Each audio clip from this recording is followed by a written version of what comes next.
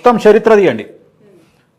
మీరు ఒకవేళ నేను చెప్పేది నిజమైతే నేను ఎవరి గురించి మాట్లాడుతున్నానో ఆ పర్సన్స్లో ఒక్క పర్సన్ కూడా నా దగ్గరికి రాలేదు.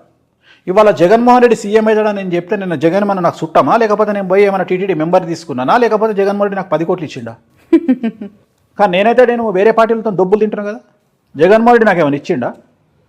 నేను ఇవాళ 1% 3% ఓటు బ్యాంక్ని కన్వర్ట్ చేయగలిగిన స్టేజ్లో నేను ఉన్నా. ఒక మాట నేను చెప్తే పలానా వాళ్ళు గెలుస్తారు అంటే అట్లా టర్న్ అవుతుంది. కానీ నేను ఇవాళ వరకు నేను ఎవరినేం అడగలే. అంటే తెలంగాణలో ఏపీలో ప్రాతినిధ్యం వహిస్తా అనుకున్న జనసేన పార్టీ కంటే కూడా మీరే ఇన్ఫ్లుయెన్స్డ్ అంటే అట్లా ఉంటుంది. ఇప్పుడు జనాలు నాకుండే ఫ్యాన్స్ షేర్ నాకు ఉంటుంది కదమ్మా. సో ఇదే హెడ్ లైన్ ఫిక్స్ అయిపోయింది. పవన్ కళ్యాణ్ గారి కంటే వేణుస్వామి.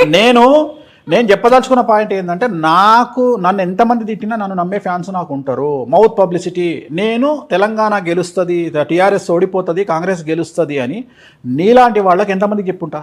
వాళ్ళు ఎంతమందికి చెప్పుంటారు?